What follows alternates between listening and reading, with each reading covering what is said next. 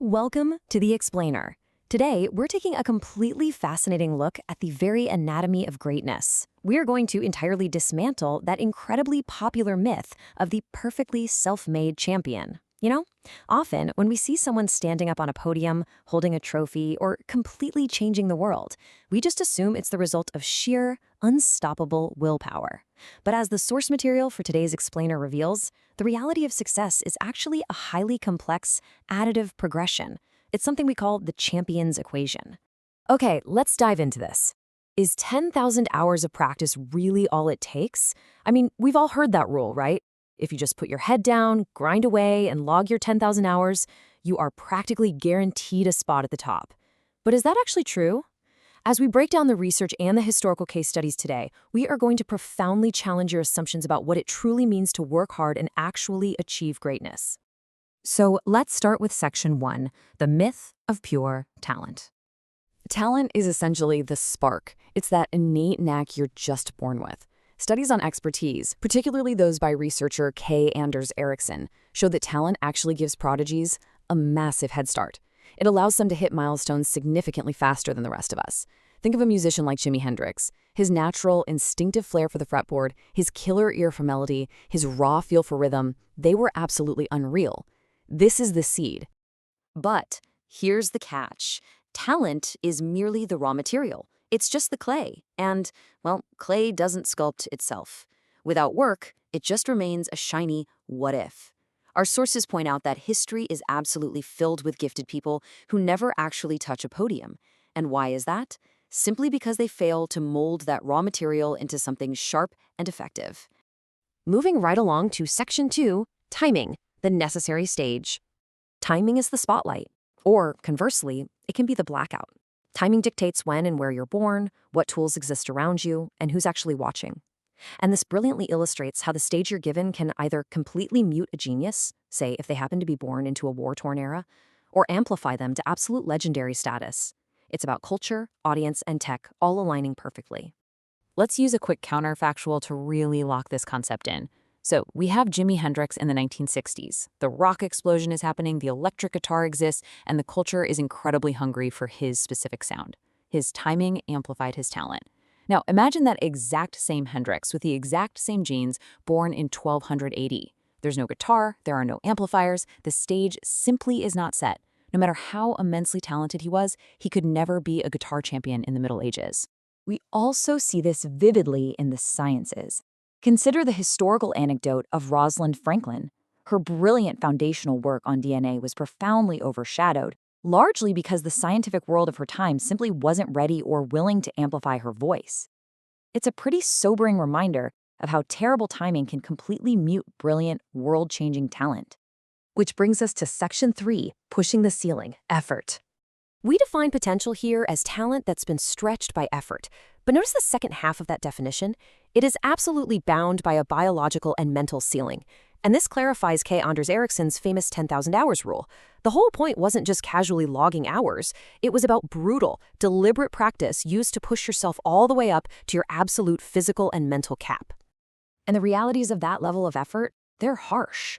It means immense sacrifice. We're talking about skipping parties, shredding on a guitar until your fingers literally bleed, or living entirely broke just to chase a dream. Champions like tennis legend Serena Williams didn't just coast on their incredible natural gifts. They utilized relentless discipline and sacrifice to smash through barriers that would have easily stopped anyone else. Yet, we really have to recognize a hard truth here. Effort maxes out what is possible, not what is impossible. Potential is not an infinite resource. Your genetics, your access to resources, and even your sheer mental stamina set hard boundaries. You can certainly be the best your biology allows, but a ceiling definitely exists. Let's move to and see how this builds into a matrix of combinations. You can clearly see how these three pieces dance together. Talent plus timing gives you a phenomenally gifted sprinter in the modern Usain Bolt era with global tracking versus just being a fast guy in a field in the 1800s.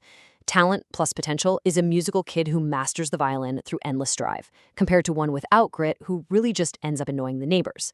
Timing plus potential, that's a decent coder riding the modern tech boom to wild success, rather than being stuck in a pre-digital age. Miss just one of these three pieces, and the whole foundation wobbles. Next up is Section 4, the wild card of luck. We are talking about luck here. It is the ultimate wild card, or what you might call the gust of wind. These are the random breaks, the external chaos, and the sheer level of competition that exists entirely outside of your control. Because, listen, even with 100% effort, a global pandemic, a sudden power outage at your biggest show, or simply facing a competitor who just happens to be fractionally better on that specific day can completely derail you. Let's bring Hendricks back to illustrate this one more time. He was famously discovered at a club in New York by pure chance, when an A&R guy named Chas Chandler just happened to walk in. Think about that for a second. All of Hendrix's raw talent and his relentless practice got him onto that stage, for sure. But it was pure, unadulterated luck that actually got him noticed by the right person at the precise right second. Now, what's really interesting about this slide is the year 2018. That's when a major study was published in the journal Nature Communications. This study modeled success and mathematically found that among groups of equally talented and hardworking people, it was actually random events that often decided who ultimately hit the very top. Effort and talent set the baseline odds, absolutely. But luck rolls the final dice. Let's look at how perfectly swimmer Michael Phelps embodies this entire convergence. He had the perfect genetic swimmer's build. That's his raw talent. He underwent machine-like, grueling training to reach his absolute peak. That's potential and effort. But he was also born in an era completely flushed with Olympic funding, and he had access to the world's absolute top coaches. That is pure timing and luck. It is literally the perfect storm. Bringing it all together in Section 5, the champion's equation. Here it is summarized in 4 crystal-clear steps. Step 1 is talent, your biological starting line. Step 2 is timing, the specific historical race you are running. Step 3 is potential, the immense effort and sacrifice dictating exactly how far you push yourself. And finally, Step 4 is luck, the completely unpredictable wind that is either at your back or blowing directly in your face. And remember, you only have control over your effort. Timing and luck are never yours to command. So the crucial point is, champions aren't just better, they are perfectly positioned. It is an incredibly humbling reality. You can give 100%, you can bleed for your dream, and you can stretch your potential to its absolute limits. And yet, at the very end of the day, you still need the universe to nod in your direction. I absolutely love this quote from our sources. Effort's non-negotiable, but luck's the guest you can't RSVP. Understanding this equation shouldn't discourage us, though.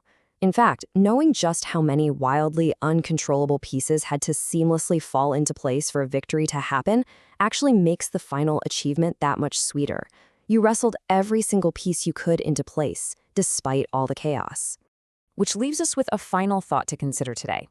When we look at the champion's equation in its entirety, does needing luck make success inherently unfair? Or does recognizing that wild, unpredictable alignment of talent, timing, effort, and chance make the ultimate win infinitely sweeter? Thank you so much for joining me on this explainer, and I will leave you to ponder that exact question.